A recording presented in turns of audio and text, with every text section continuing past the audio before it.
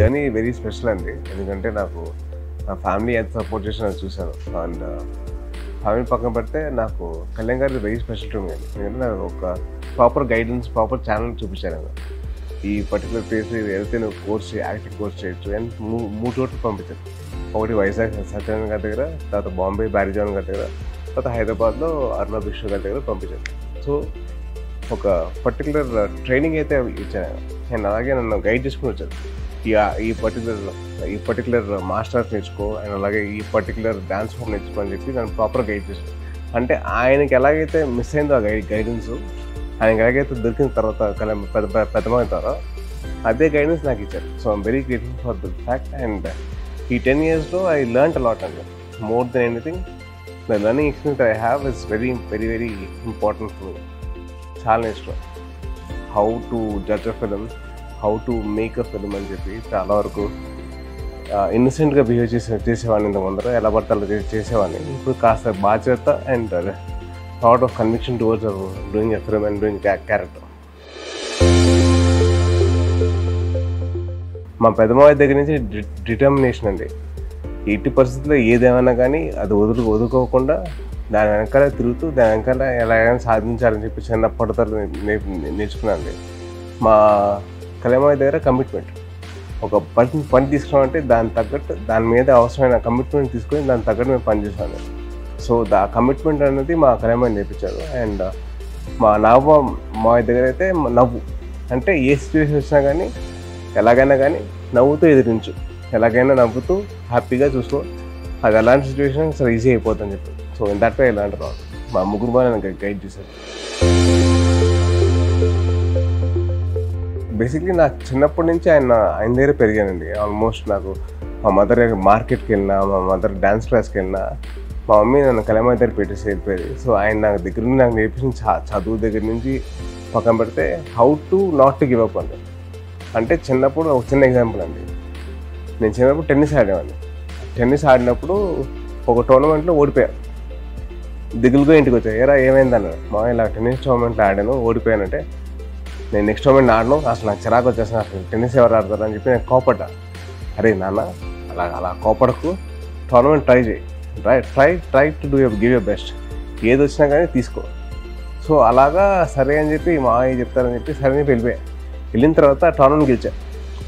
పరిగెత్తుకుంటే వెనక్కి వస్తే నన్ను ఎత్తుకొని ముందు పెట్టారు. సో అది మైండ్ ఉండిపోయింది. అంటే నాట్ టు గివ్ అప్, ఎట్టి పరిస్థితుల్లో ఏది వచ్చినా కానీ ఎదుర్కో, సమర్థవంతంగా ఎదుర్కో అండ్ ఎలాగైనా నువ్వు సాధిస్తావు. సో అలాగే నాకు అదే ఇన్సిడెంట్ నేను రీక్రియేట్ చేశాను. మా మావయ్య గెలిచిన తర్వాత నేను అలాగే వెళ్ళి ఎత్తుకొని ముద్దు పెట్టాను. సో అది చిన్నప్పుడు చైల్డ్హుడ్ మెమరీ రీక్రియేషన్ అన్నమాట.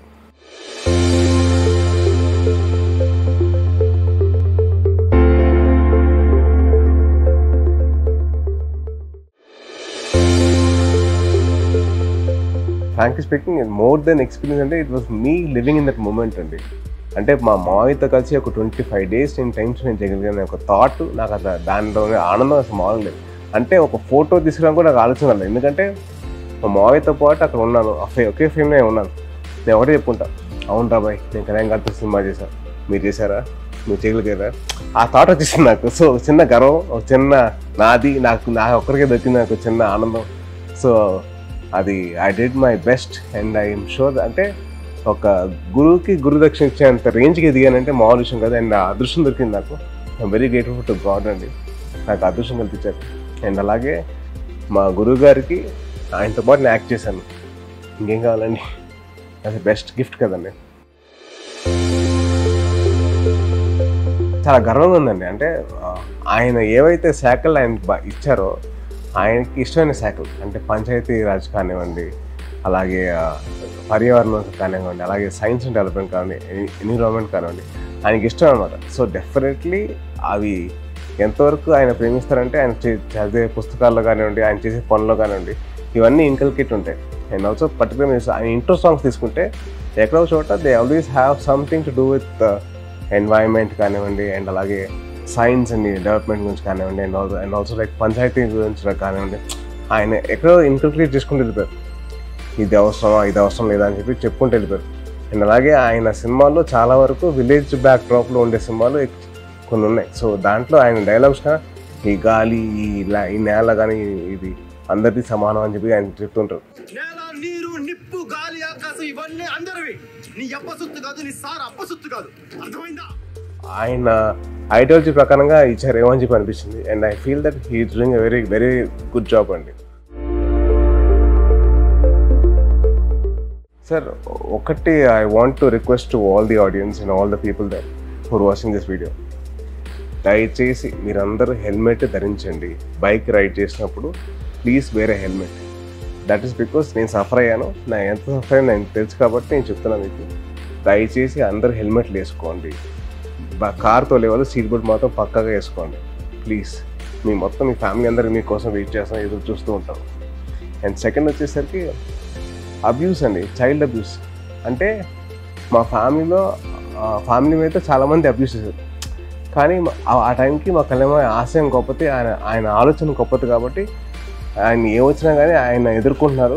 అట్ ద సేమ్ టైం ఒక ఫ్యామిలీలో మెంబర్ లాగా నా బాధ్యత కాబట్టి నేను వాళ్ళు చెప్పి నేను చూసుకుంటా, నేను ఉంటా, నేను ఎదుర్కొంటా, ఎవరు వస్తారండి అని చెప్పి నా ఫీలింగ్ అన్నమాట. సో ఎవరన్నా వస్తారేమో అని చెప్పి చిన్న పక్కన పెడితే నేను ఉన్నాను అని చెప్పి ఒక ధైర్యం ఇచ్చారు నాకు. So at the same time చిన్నపిల్లల మీద జోకులు ఏంటండి, చిన్నపిల్లల మీద అబ్యూస్ చేయడం ఏంటి, ఎంత దారుణంగా ఉంటుంది.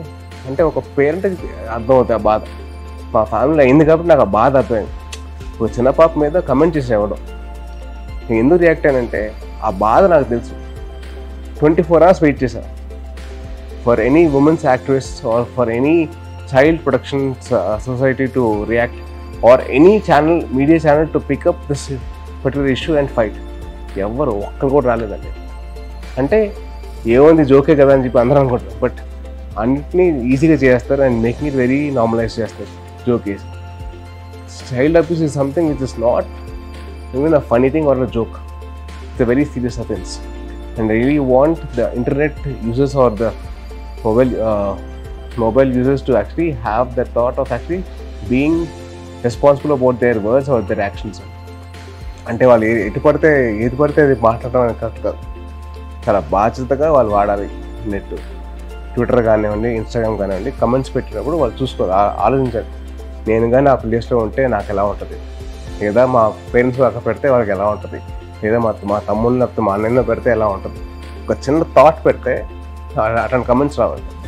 ఏదో అబ్యూస్ అంటే ఇంతకు ముందర హీరోని కానీ కలవడం చాలా కష్టమైపోయింది. ఇప్పుడు చాలా ఈజీ యాక్సెస్ ఉంది సోషల్ మీడియా ద్వారా. ట్విట్టర్ కానివ్వండి, ఇన్స్టాగ్రామ్ కానివ్వండి, ఫేస్బుక్ కానివ్వండి, చాలా ఈజీ యాక్సెస్ దొరికేసింది. సో వాళ్ళు ఏమైనా అంటే తిట్టేస్తున్నారు, వాళ్ళకి తిడుతున్నారు సరే, బట్ దే డోంట్ అండర్స్టాండ్ అది ఎంతవరకు అది ఎదురు వాళ్ళకి హర్ట్ అవుతుందండి. మేము ఎలాగో పట్టించుకొని వస్తున్నా, కానీ దానివల్ల వేరే హీరో ఫ్యాన్స్ కానీ వేరే ఫ్యాన్స్ కానివ్వండి వాళ్ళు ఎంత ఫీల్ అవుతారు అంత మాట్లాడుతుంటే. సో అట్లాగే మనం బాధ్యతగా మనం వహించాలి. నేను అట్లాగే మన అబ్యూస్ తగ్గించాలి. అదేం చేయాలంటే అదే ప్లేస్లో మిమ్మల్ని కానీ, మీ పేరెంట్స్ కానీ, మీ అన్న చెల్లెలు కానీ, మీ అక్క తమ్ముళ్ళని కానీ మీరు ఊహించుకుంటే మీరు ఆ మాట అంటారు. ఒక చిన్న బేసిక్ థాట్ పెడితే మీరు అట్లాంటి మాటలు మాట్లాడరు. So my only request is, మీ అనే ముందర మీరు ఎందుకు అంటున్నారో ఒకసారి ఆలోచించి మీరు అనండి, పర్లేదు. బట్ ప్లీజ్ ఎటువంటి హార్ష్ స్టేషన్ తీసుకునేలాగా మమ్మల్ని చేయకండి. అండ్ అలాగే పోలీస్ వాళ్ళని తీసుకునేలాగా చేయకండి ప్లీజ్. దయచేసి it's a request from hero to all the fans and to all the movie lovers and to all the audiences. Please don't get into abuses. It's all right. బాగాలేదండి.